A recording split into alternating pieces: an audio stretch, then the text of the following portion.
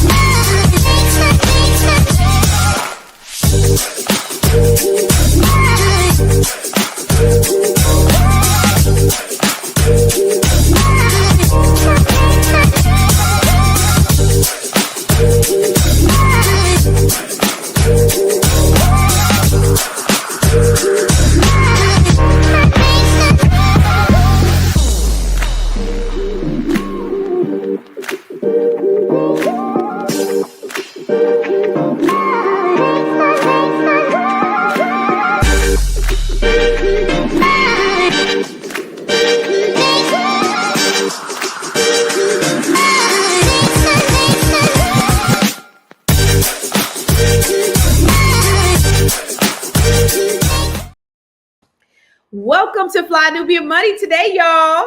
Hey, where we help you to master your mindset and maximize your money. How y'all doing today? So today we are discussing something that's been going viral. Mothers teaching their daughters to expect luxury gifts and expensive dates from men, y'all.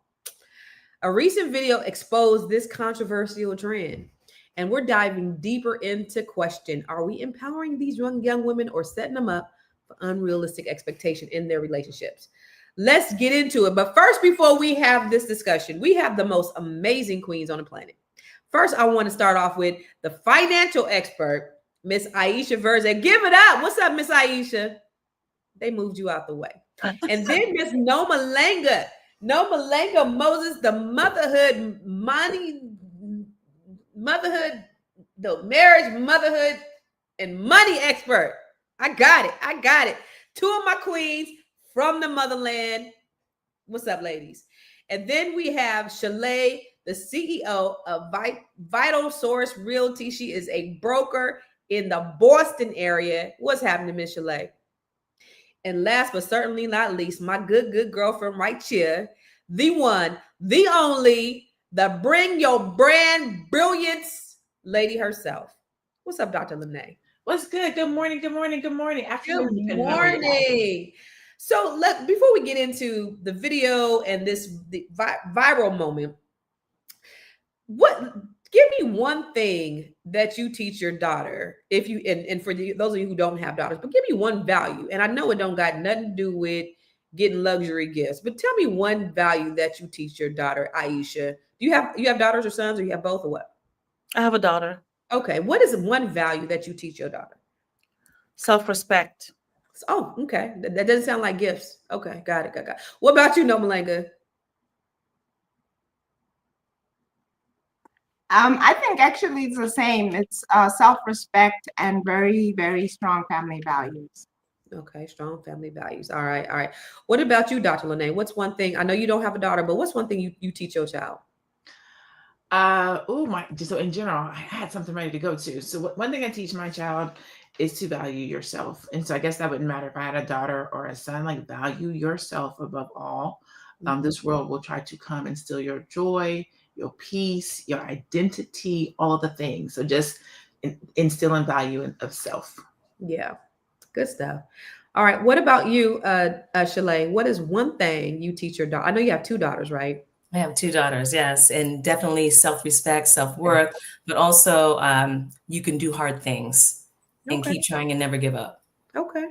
So there seems to be a general consensus, general thing going on here about self-respect, self-worth, believing in yourself. So do you think that a woman encouraging her daughter to seek luxury gifts and $500 dates is promoting the self-respect?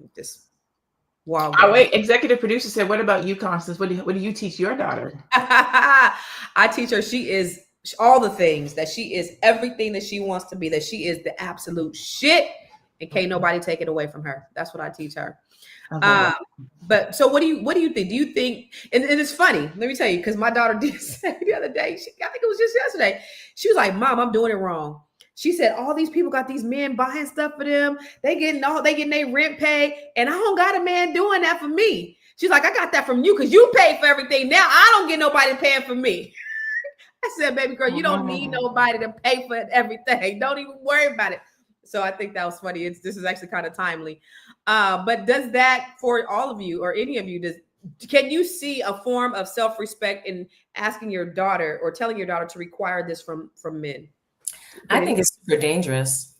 I think it's a very dangerous standard to set, that she should expect expensive and luxury gifts, because in exchange for what?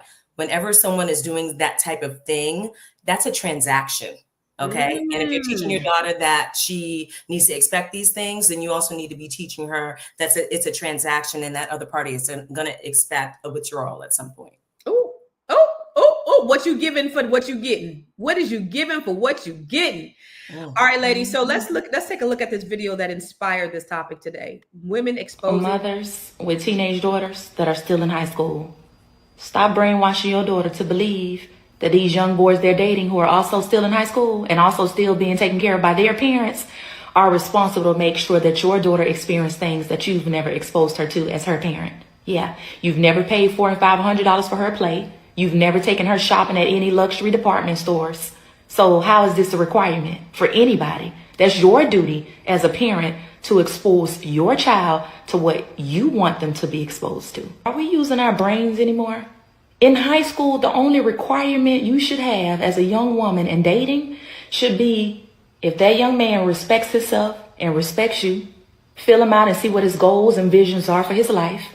See if he comes from a good family, and most definitely see if he got a good mother. Do you know how golden it is as a young woman to date a man that has a good mother? That's golden. So mothers, there's a lot of things we can tell our daughters to have in place as a requirement when dating in high school, but food and materials shouldn't be it. That's your job. So stop trying to push it off on other people. That last part. Teaching her to be financially independent is extremely important. So let me ask you, ladies, this. What do you think? What's the difference between like teaching standards, basic standards, and teaching a young lady to be entitled? I'll ask you, Dr. LaNee. I'm waiting to hear Noma's response, so I don't want to step on her toes. So this is what I would want to say is, this is such a good conversation. I think that there is a balance, right? I think that sometimes I do believe that we raise our daughters and nurture our sons, right? And so I think that there is a medium space of teaching financial independence and teaching being able to take care of yourself, but also understanding that there's a covenant that a man should give you. I think that we have raised our daughters to be too strong, to be too financially independent, to be too much of a provider, that they don't now know how to let a man come in and provide covenant. But so I think that there's a balance that we have to start teaching our daughters, so that they're not so strong that they're like, I can do it by myself. I got it. I don't need you. But also, if you don't have a man, you should be able to take care of yourself. Okay. So I'm glad that you said that. And I'm glad that you brought up Noma, because Noma said there are many options if my man don't got money, and I am not one of them. And so is that what you also teach your daughter to do? I'm interested in seeing what your opinion on that, the entitlement versus, expectation. So can we first establish the fact that a lot of us come from broken homes, and by us, I mean Black people, okay?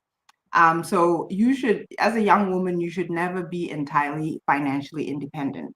You're supposed to go from being dependent on your father financially to then having a husband whose priority it is to be a provider. Now, the father will set the standard in terms of what a young woman should expect. And a good father obviously isn't going to just throw everything at her. He's going to set boundaries. He's going to plan for the future. He's going to do a lot of things, but still instill in her that she can have the expectation that she doesn't have to go all out financially in order to have a decent life.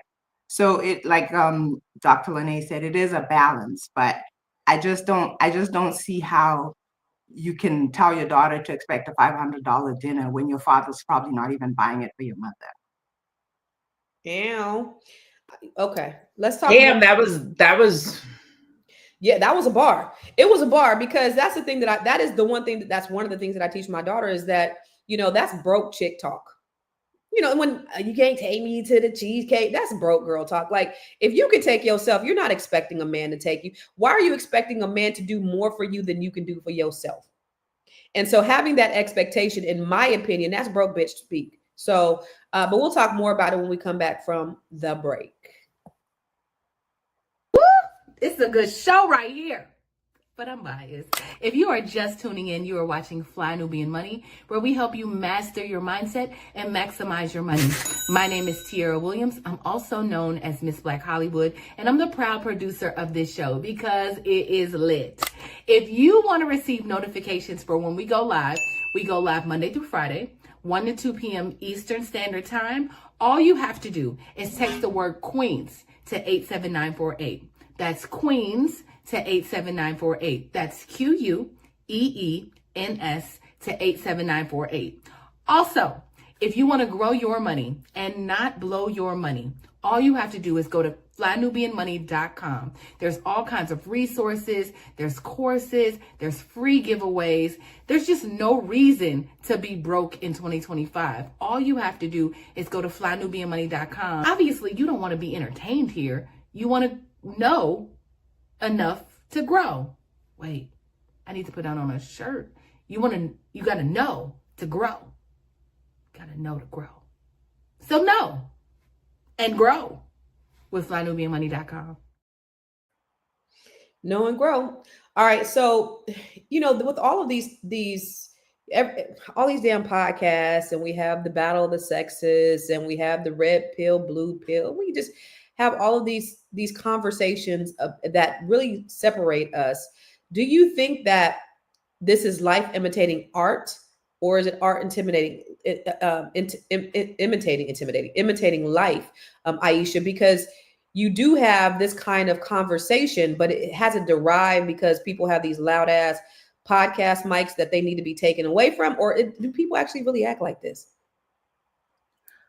That's really a great question, because I was thinking about that as well. That do people really act like this, or is it because of the fact that we have social media now and the art now? They think they can just put anything out there and just get that attention that they're seeking, because it didn't even make any sense. That how can a mother expect another young person that is not working to provide such high-end material for her child? So are you thinking that child should go and take from this parent and give it to your child? How does that work? So it didn't make any sense to me. Just listening to that, and I was thinking to myself, when I was raised, the parents just raised us. They raised us to be good people, to seek what is good at all times. They didn't raise you to go out and get a man that give you $500 luxury gifts. No. First you have to also be a good person to get that kind of a person to give anything like that, right? You have to also be the example. So it was just hard for me, because I have a son, I have a daughter too. So, and that kind of threw me off. I said, wow, it has to be social media, because I don't think any mother that has any common sense literally would tell her child that is okay. Because like Shalaye was saying, that's dangerous. It means a transaction. It means that guy can do anything to your daughter and she cannot say anything. And yeah. I definitely don't want that for my child. No, it doesn't even make any sense. So I think you're right. Is it the art or what's going on? So I think it's social media, the one that, notoriety, or she said this, now she's on, everybody's talking about her.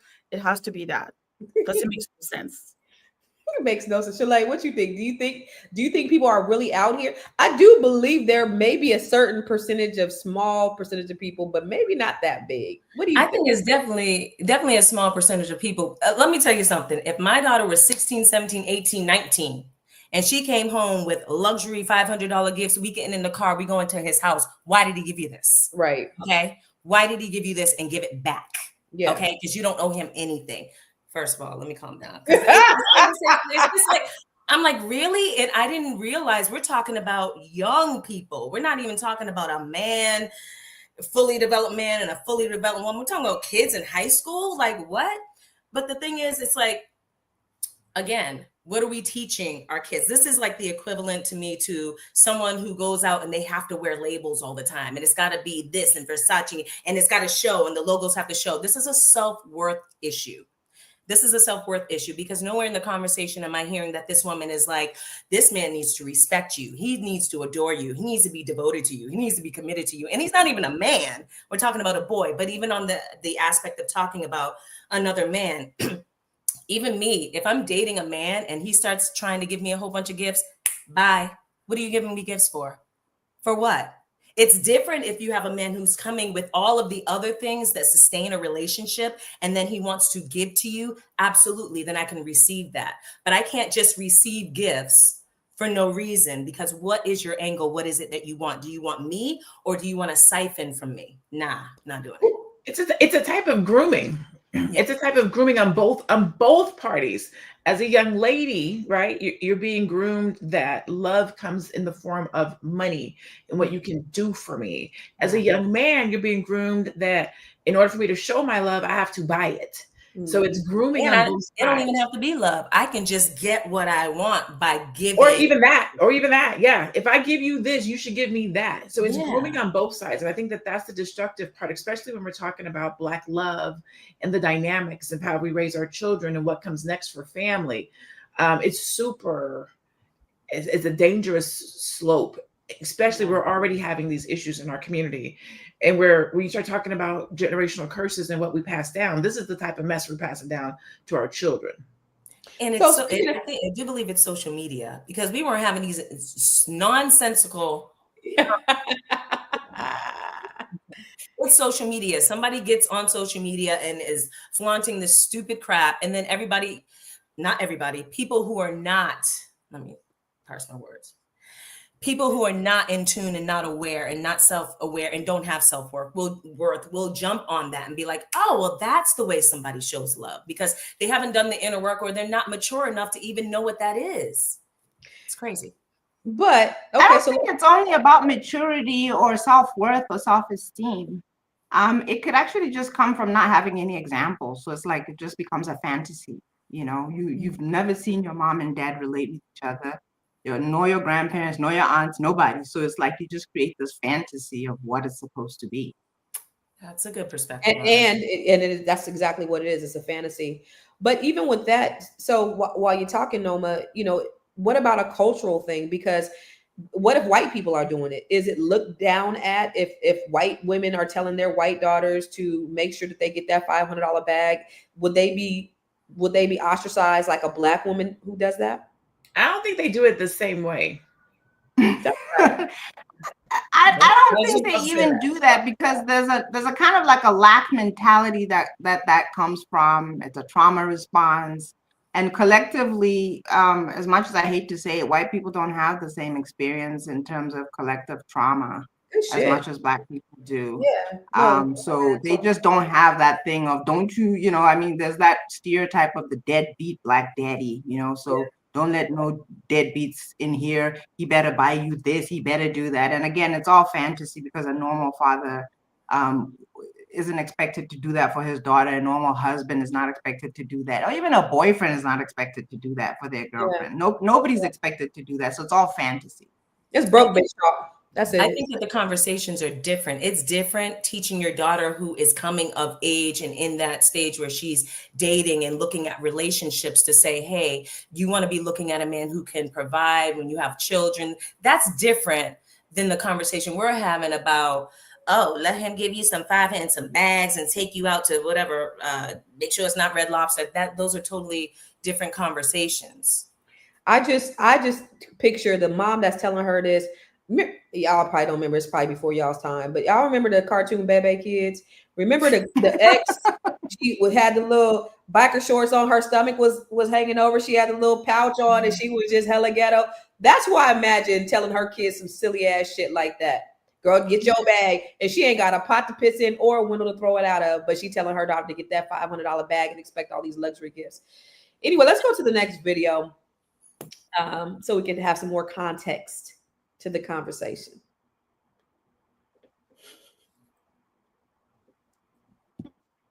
him about the first restaurant he gonna take you to. What's the last restaurant your daddy took you to? Because you shouldn't be coming to him to be your daddy. That's not his role. It's a first date.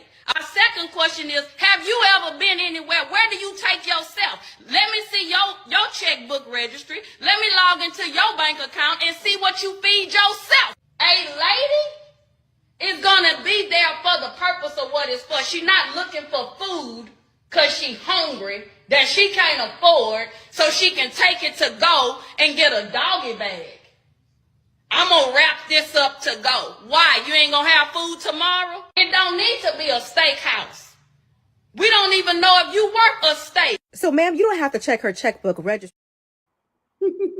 Not the checkbook registry. I ain't seen the checkbook registry in years. Yo, hungry? She just took me out. I love her.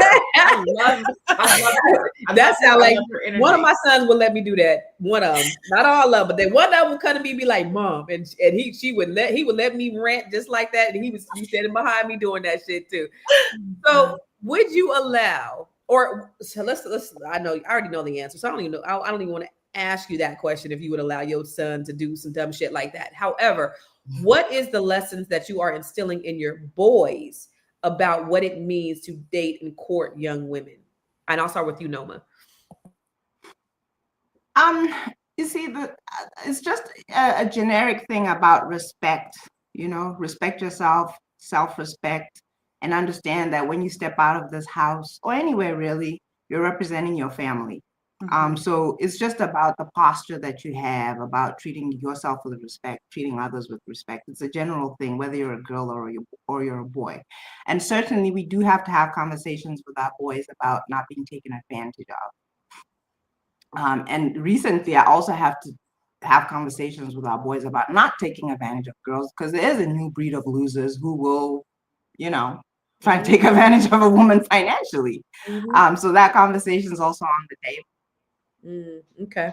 So I want to ask all of you guys that about, some of the values that you are instilling in your boys. And because I want people to know, what is proper, what is appropriate, what should we be instilling in our sons? How do we raise good men? Because people may not know. One thing I do know is that some people don't know just basic shit. And you would be surprised about the mentality of some people who just don't know. And you just thinking they stupid, but sometimes they just don't know. So I want to ask you guys all that question when we come back from the break.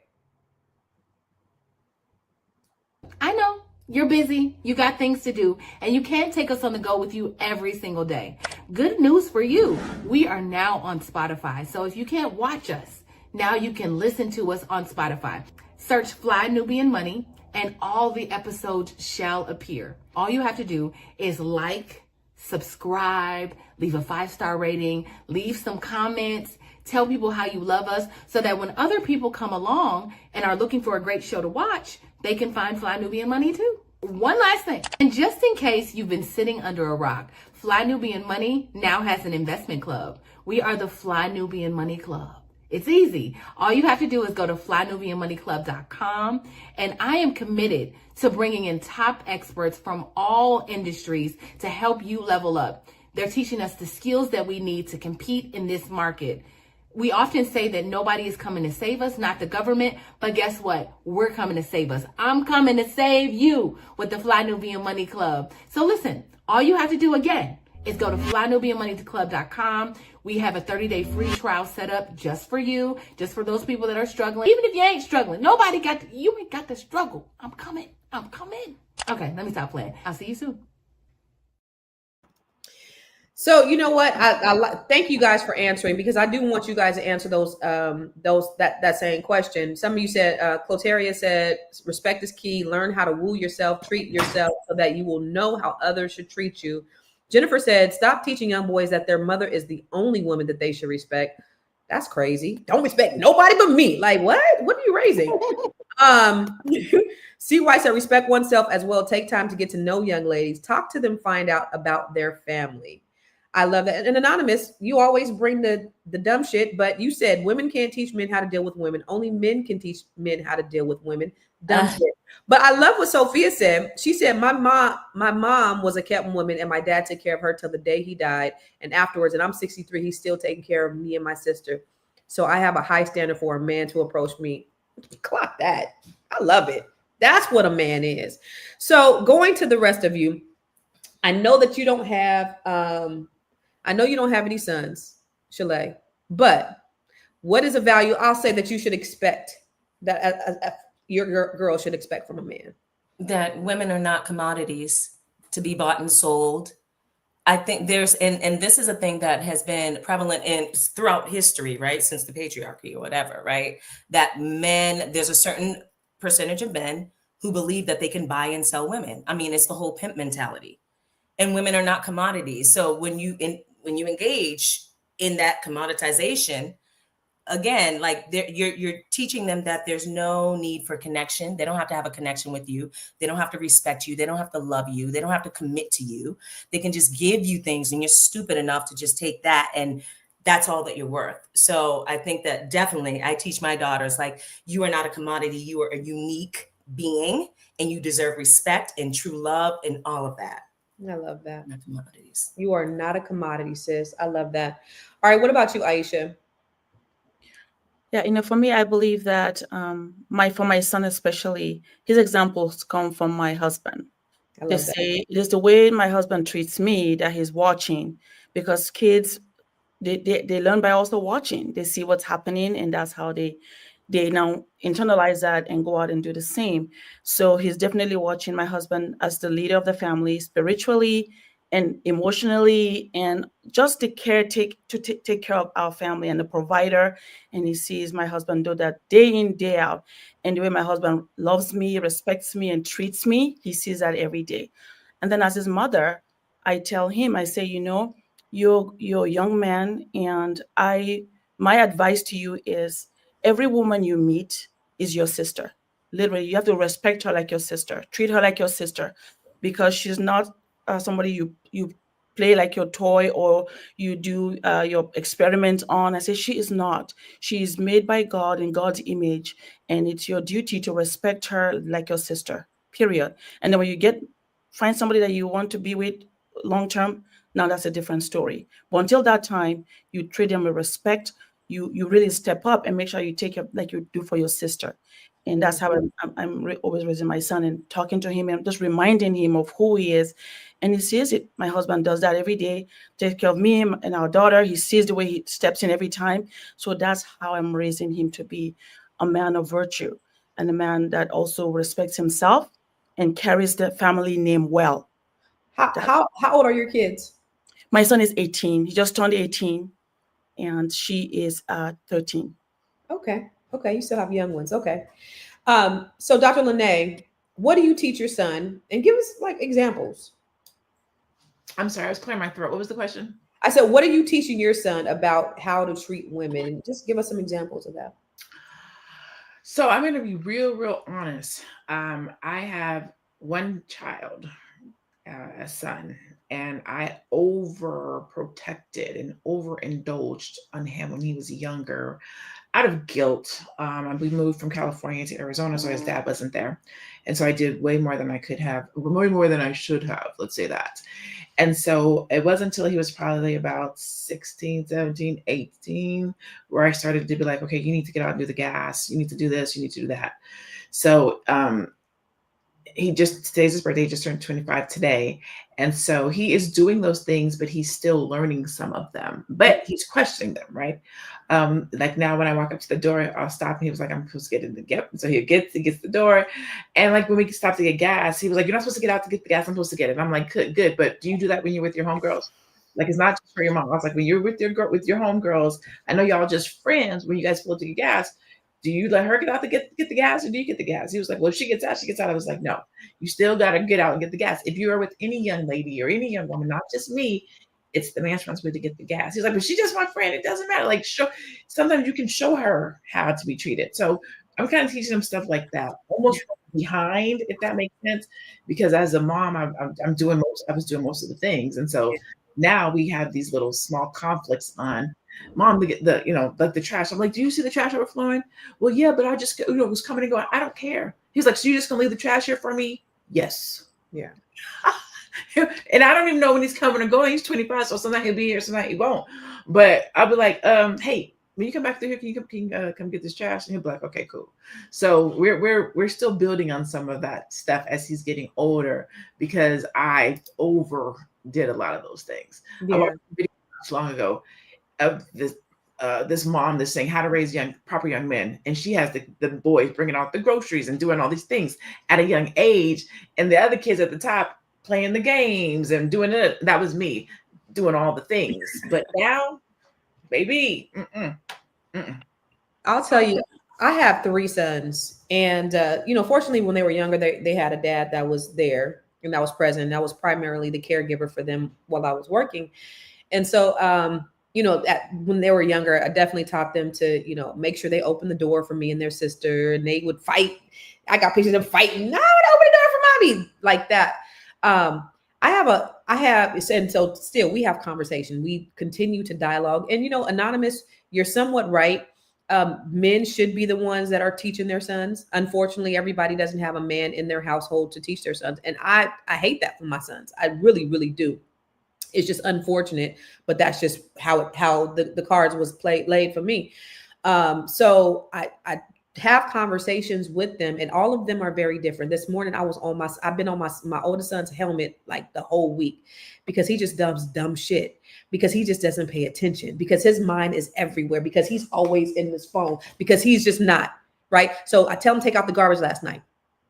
My daughter took 2 big bags, but she just put them in the garage. Like, as soon as you step out the door, the bags are right there. So you're either going to have to trip over them, step over them to go out of the garage. I tell them to take out the trash. So I have a big long yard. I'm going to walk this morning. I go look in the trash, see if the trash man came. There was 1 small bag in there. So this man walked over these 2 bags that were in the garage to take the dumb shit like that.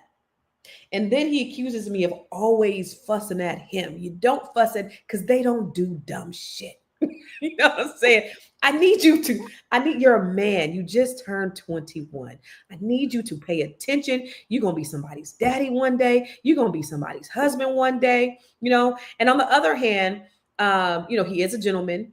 He is that guy that he's not going to, if any of my boys sat up in the car while a woman got out to pump gas, they already know that my voice should be nagging in their brains. So they'll do that type of thing. They're very good. One thing that he would, when his first year in college, he was letting girls take advantage of him, because I taught him to be, he says a simp, but I taught him to be a gentleman, which a lot of these girls aren't used to men being gentlemen. So then they take advantage of them. So it's not, you don't be a gentleman. He's like, Mom, everybody's not like you. They don't deserve it. You're just being a gentleman to the wrong ones. Just throw them hoes away. Don't even be a gentleman to them.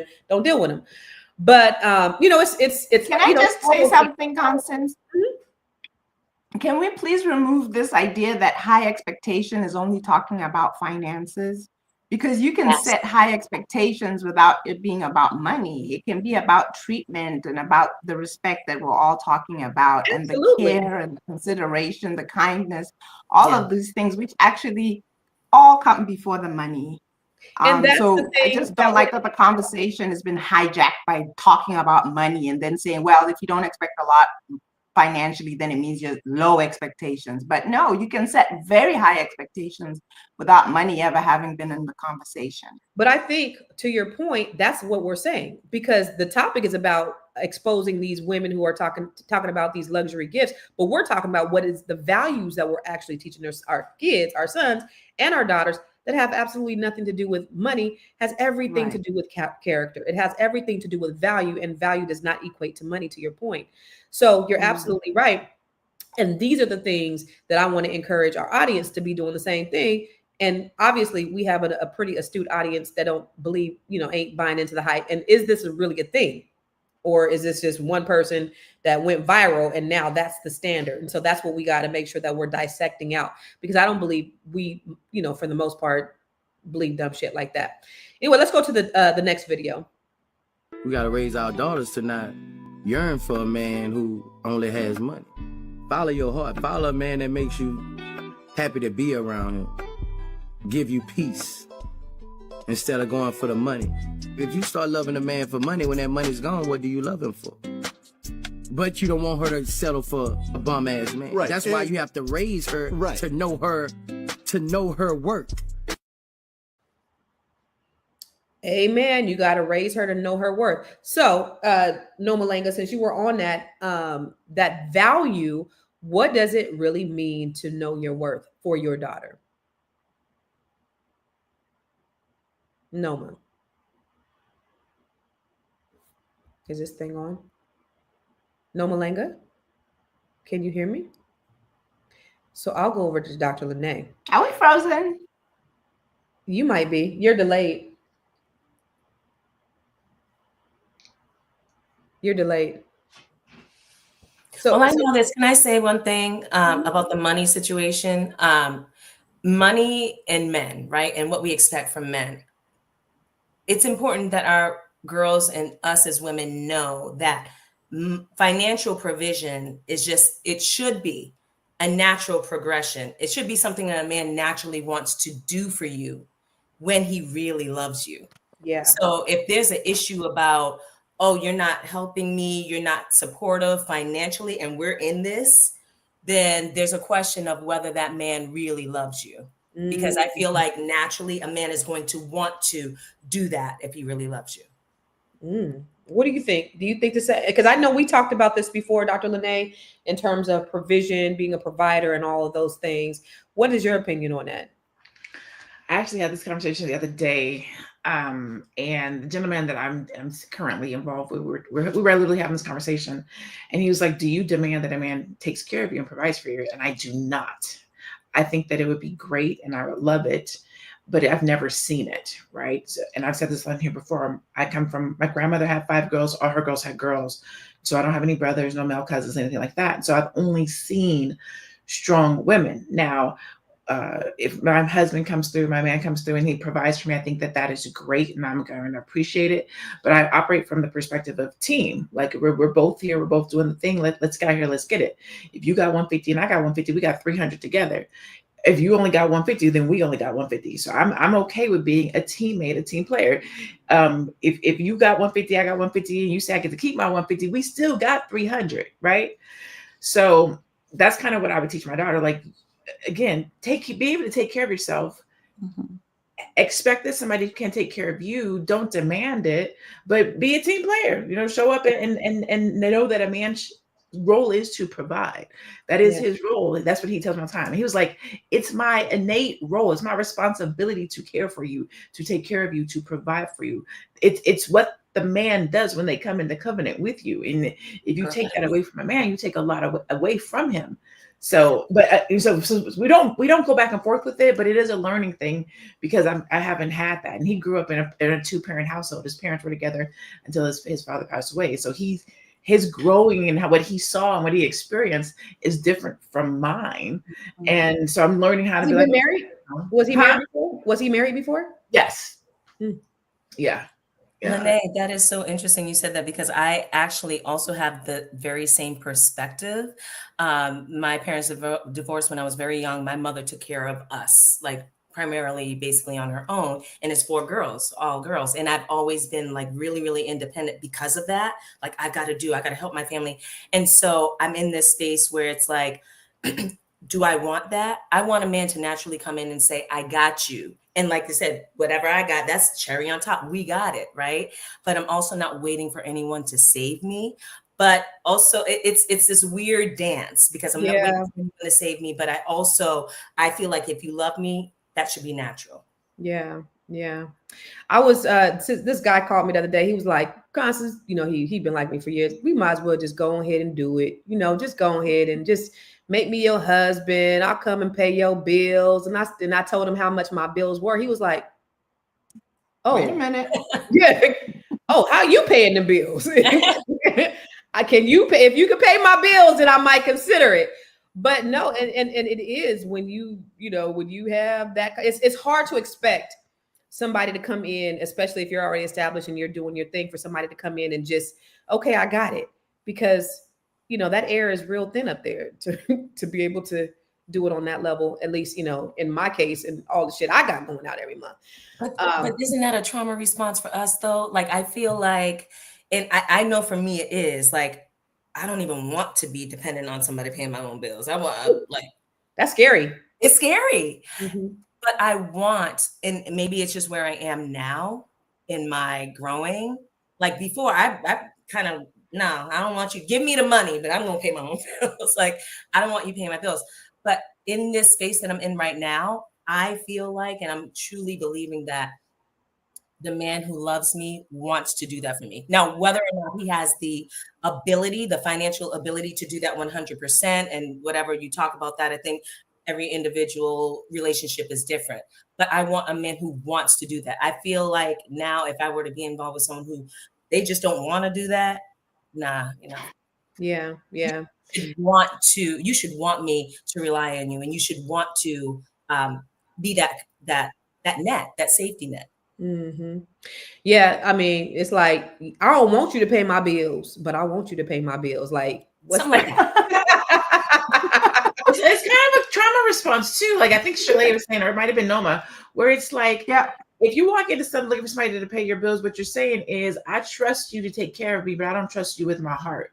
Right. So it's that love thing, money thing. I think a lot of times when we walk in with the finances and the money, and you got to have this, we don't walk in with the, let me see your heart. Let me see what your heart care posture is.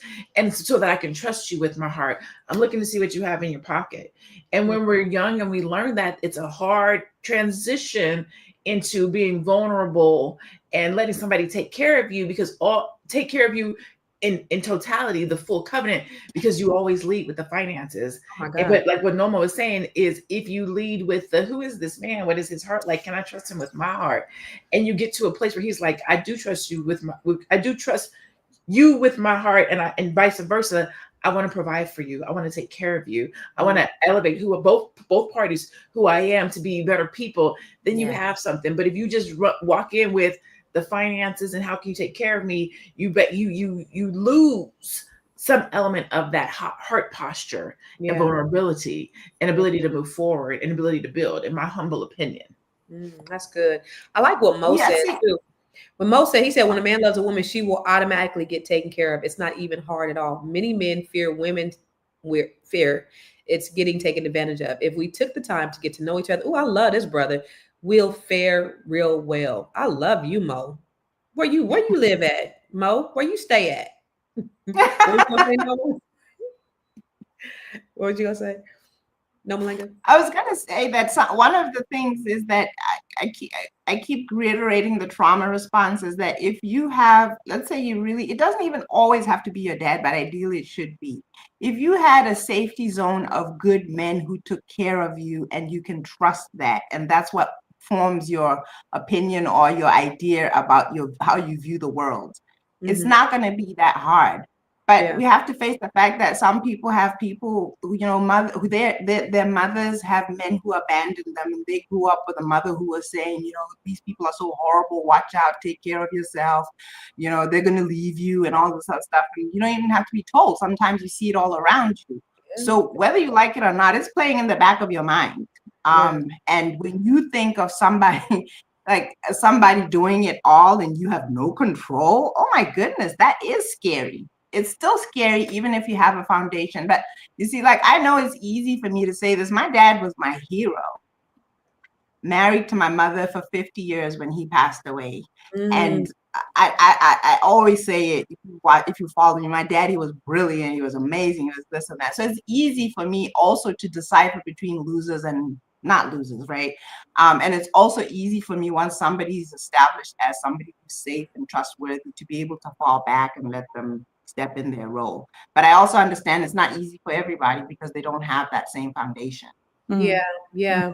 My dad was my hero too. My dad is my everything. And I'm so grateful to still have my dad here. He is the most amazing man in the world. But, actually, when I married my husband, I thought he was more like my dad. But then when we got married, he turned to his dad. Oh, anyway, that's why you got to look at their parents and see. That's right. 20 years, you better see. You better check the resume. But let's look at speaking of resume, let's look at the stats. So 77% of millennials believe that material gifts play an important role in romantic relationships. Really? 77% of millennials believe that material gifts play an important. I mean, okay, take that off. So I know we have our love languages, and like sometimes what's that one? Acts of service, receiving gifts, all of those are, love languages, I guess. But is that really a priority for people? Do people really think that that's love? I think it's influence. I think it's this social influence.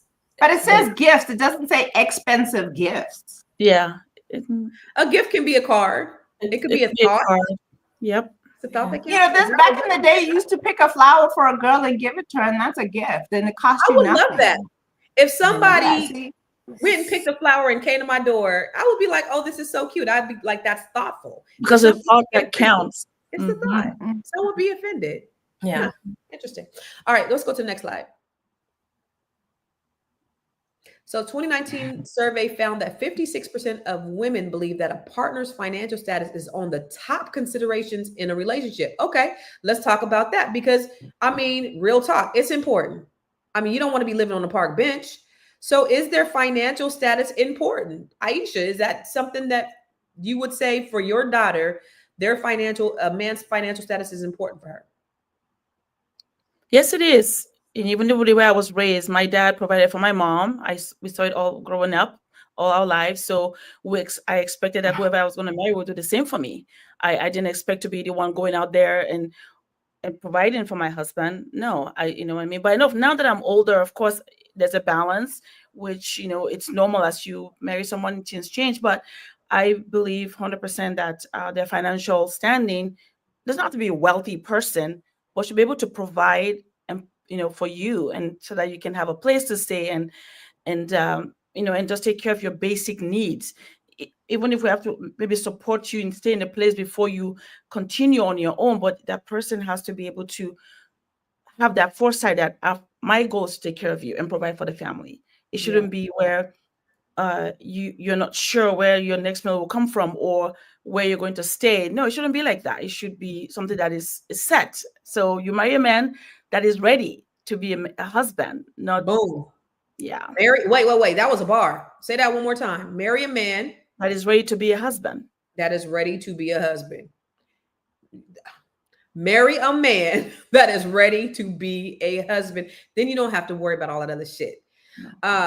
So for you, Dr. LaNee, for your son preparing to be somebody's husband, does his financial status matter? Oh, absolutely. You should be able to provide for yourself and others, right? Now, I think quality of life is important, right? So somebody who's making or equally yoked, right? So 50,000 to 50,000, 150,000, 150,000. I think if you're doing, let's say 75,000, then like I need somebody to make 300,000. May or may not be a stretch. I think we have to be realistic in some of these things. I think we can want more, but I do think it comes. I think what happens is when we start being outlandish with certain things, right? I like what I think it was Noma, or I think it was Noma who said, "You've never even seen this thing. You've never experienced this thing. You've never had this thing." Not to say that you can't, but I think where the problem comes in is where we require or demand, right? I think you can have the high expectation and whatnot, but if you have a nice young man or nice young lady who's doing well in life and they can provide for you and they're doing good and you come together and you build. I think the issue is in demanding. So I would tell my son, do good work, strive to be the best that you can, strive to excel, don't settle, don't become content. Make sure that you can take care of a wife and children, but also make sure that you pick a partner that wants to build with you. Yeah. And by build, I don't mean she got to get out here and get a job, but she needs to be able to take care of the home. She needs to be able to multiply. She needs to be able to take what you have and help you to go to higher levels. Maybe you have a concept and an idea. She can speak life over it and work at the business from home while you go to work. But just somebody that's a partner who's not just going to sit and let you do all the work and just sit and let you do nothing. And by do all the work, I mean, women, what a woman brings to a relationship is multifaceted. Whether it's speaking life over you, taking care of the home, helping you to run the business, knowledge. There's a variety of different things that we do when we show up as women. just make sure she's not somebody that's just taking from you and subtracting from you. That part. What about you, Shalaye? What do you think? Do you think that money is important? I definitely think that money is important because we all need to survive. And I think that the instinct comes from a biological place of we need to survive. And as women, we are vulnerable to certain things because we are the ones who have the babies and have to take care of the babies. So that is a large part instinctually that I think that goes into this. It's like LaNee was saying, when we take it to the full out extent, okay, we on 20 with it, and you want things that you're not able, I think it's okay to want things that you're not able to provide for yourself. You want new experiences, that's okay. But to demand them and make that be the bar for whether or not someone loves you or whether or not you should be in a relationship with them, I think that is totally just ignorant and stupid. Yeah. Good. What about you, Nomalanga? Did you hear the question? Does money matter when it comes to, Yeah, it absolutely matters. There's a baseline. There's even a baseline in terms of our happiness. Apparently you have to have certain things before it stops mattering how much you have. So until you fall below a certain point in terms of, do you have a roof over your head? Do you have food to eat? And just basic necessities. So there is a baseline. The other end of it is that you have to, as a young man, marry a woman who understands that she has to live within your means. Whatever it is that you can provide, she has to learn to live within those means. But she also has the skill and the talent to build you up so that you're always evolving together to the next level and the next level, as opposed to some skank who comes in, has never seen shrimp and lobster and is demanding it from somebody. It just doesn't make any sense to me. But there has to be that willingness to understand that, okay, we're starting here, but we want to evolve and grow together. How she contributes to that obviously is a vast, like LaNee said, there's so many things that a woman brings to the table. And sometimes it can be financially, but absolutely, money, no, you can't just pretend like money's not important, because it is. Money I have a question for Constance based on what Noma just said. Well, first, let me preface it with this. I think that this is why it's important that you find a mate when you're young and somebody that you can build with. Let me preface what I'm about to ask Constance with that. Constance, if you meet a man today, can you live within his means? No. Would anybody? I couldn't either. Like, even if I met like the dopest dude today, and I make what I make, and he makes like 250,000, we couldn't live off of his 250,000. No, that's why I'd still make money. Yeah. Yeah, I mean, what am I going to do? Am I going to hamper my lifestyle to be with a man? I'm not going to do that. But he's not disqualified from being my man because he makes a certain amount of money. But I'm not going to like downgrade my lifestyle. Who does that? So I think the expectation is that what y'all tell me, because I don't know. Is that what they expected? I'm curious. I don't know. I was getting Noma, and then I was like, wait a minute. She said, well, hold on. So it does get complicated as we get older. Yep, that's right. Then I was like, it gets complicated. But I think it's when you're younger. Complicated. Yeah. Say it again, Noma. I said it gets complicated as we get older. Yeah, because then, we're set in our ways. We've already established our lifestyle and all these other things. But to answer Constance's question, I believe that you should not have your money, how much money you make, obviously sometimes is self-evident. If he walks into a huge house and you're driving a fancy car, that kind of already tells him, no matter how hard you try not to tell him, right? So there is that element of kind of being equally yoked. But like, if you're high income and he's high income, but your income is higher, then it shouldn't really make that much of a difference. Like I said, if you're used to a certain kind of lifestyle, he should come in at a similar level, so that you're not sacrificing too much to be with him, because that'll also just make you unhappy. Right, because it's the expectation that he's supposed to come in and take care of me at 50 years old. Because I don't think that's a realistic expectation. Now we can kind of merge our lifestyles together, and we could still like do the things, but he has to have at least an amount of money to where he's able to be flexible in certain things. But I don't think I expect a man to come in and pay my bills. I mean, if you say you want to come pay my bills, okay, well, here's what they are. Can you do it? If not, okay, then there's, we got nothing to talk about. But I just, listen, all of this is very new to me, and I haven't been in a real deal relationship since I've been married. So I haven't had the opportunity to have, to merge lives with anybody else post divorce. So I don't even know what that looks like. So I don't know. So I'm really sincere when I ask y'all, is this what I'm supposed to be looking for? Like, is these I think that's why it's important to talk about it from the age perspective, because because what Norman said was right. It was right. 20 to like 35. But like over 40, it's a little bit different because you're established. You might have real estate. You might have, it just gets, and I think that's what makes social media so wrong is people push agendas, but they don't say if you're between this age and this age. Right. Yeah, Right. So you're talking to a 50-year at the grown age of 48. I'll be 49 in September. Yeah. I'm not looking for a man. I'm not looking to match his lifestyle at this age, but in my 30s, maybe early in my 20s and 30s, yes.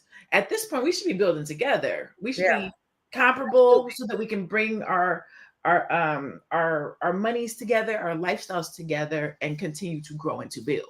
Yeah. And that's the truth. That is the unadulterated truth.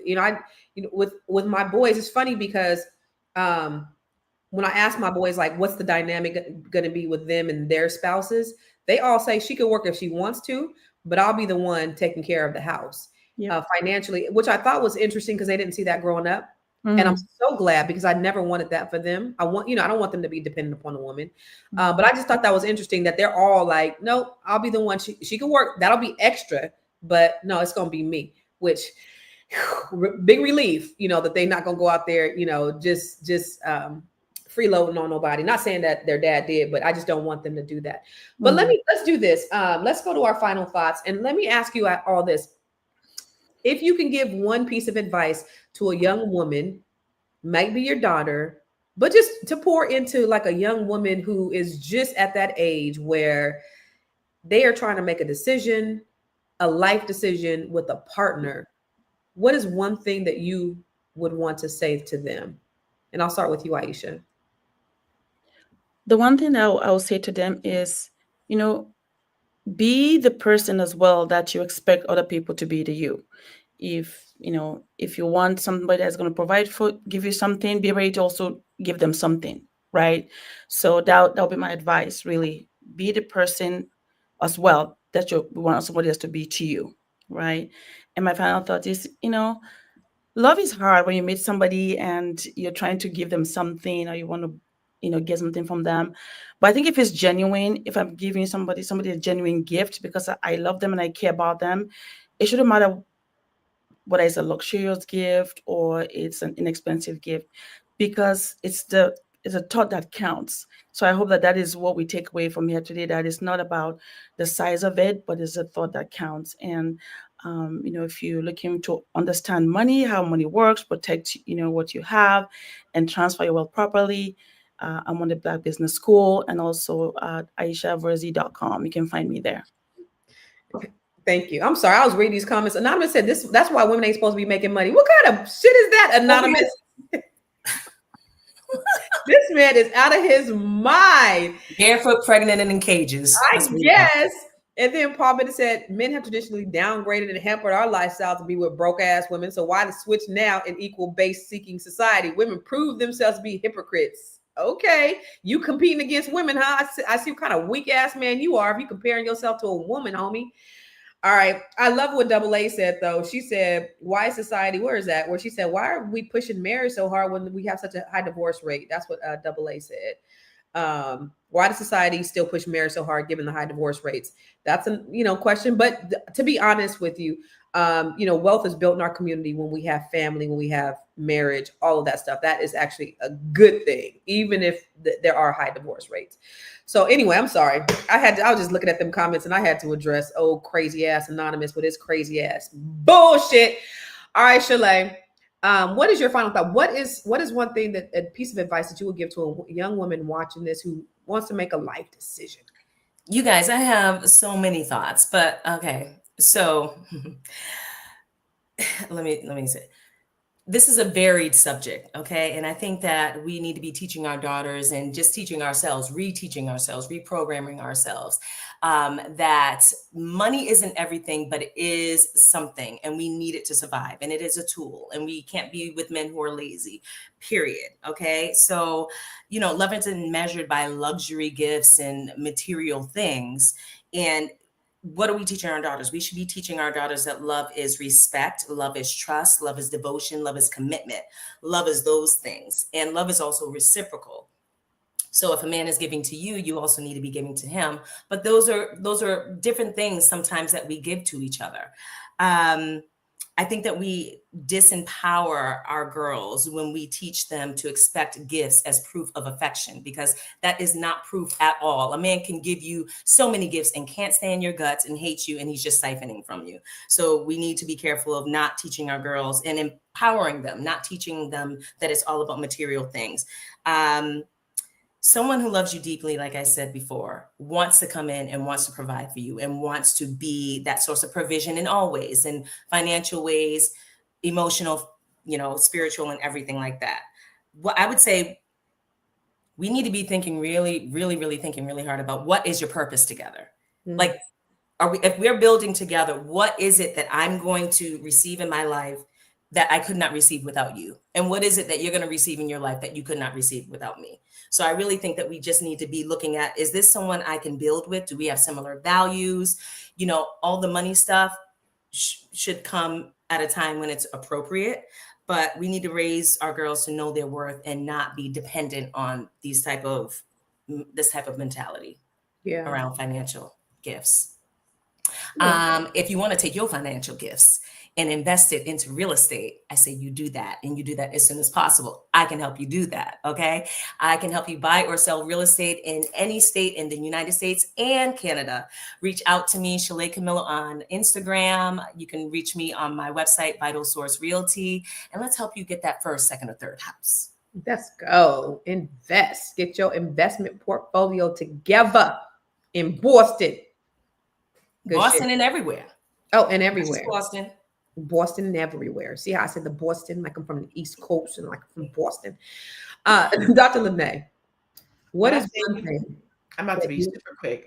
I'm gonna be so quick. She ain't even. I was gonna say she ain't even gonna have time to put me on the screen, and that's it. This is it. Let your voice be the loudest voice. That's it. That's all. As a young person, even as a grown-up, we turn to everybody else and listening to what everybody else got to say. We're looking at the social media, we're looking at the TV, we're listening to our friends that ain't had no relationship, listening to our broke homegirl that ain't had a man since, and let your voice be the loudest voice. You know right from wrong. You know what you're supposed to do, what you're not supposed to do. You know how you feel. Roll with that. Trust yourself. If your parent is telling you something that you don't agree with, or you see how your parent is living and they ain't even getting $500 dinners, whatever, then don't trust it. Trust you. Trust you. If I had trusted myself more growing up and not listened to the people around me, life would have been differently. So just let your voice be the loudest voice. Stop bringing other people into your relationship, asking for other people's advice. I'm Dr. LaNee Javette, brand your brilliant strategist. Vision execution strategist. That's my new little moniker right there. Basically, what I do is I help Black service-based entrepreneurs to execute on their vision with a brilliant strategy. Yes. I love it, Dr. LaNee. Here's what I got to say about this whole topic, that there is nothing wrong with luxury. I want everybody to have luxury. There's nothing wrong with having high standards, because we all should have high standards. But let's really be honest and let's be clear, because real empowerment is not just something that somebody can buy you. It's about what you can build for yourself. So if we teach our daughters to expect gifts, let's also teach them to be the gift. Let's teach them to walk in purpose. Let's teach them to carry themselves and love themselves and honor themselves, so that when they meet somebody, they'll do the same thing. And it has nothing to do with what's in their pocketbook. The real flex is not a Chanel bag. It's your self-worth, ladies. That's what we need to be teaching our daughters. Don't teach them about that other bullshit. Okay. So who am I? I'm Constance Carter. You can find me everywhere. I am Constance Carter. I am doing a training for people who have an idea, a business idea. It's called Think, Build, Monetize. It's a free training on Friday, 11 a.m. Eastern, 8 a.m. Pacific. you guys come check me out. If you have an idea that you want to bring to life, I'm going to help you in this hour-long training.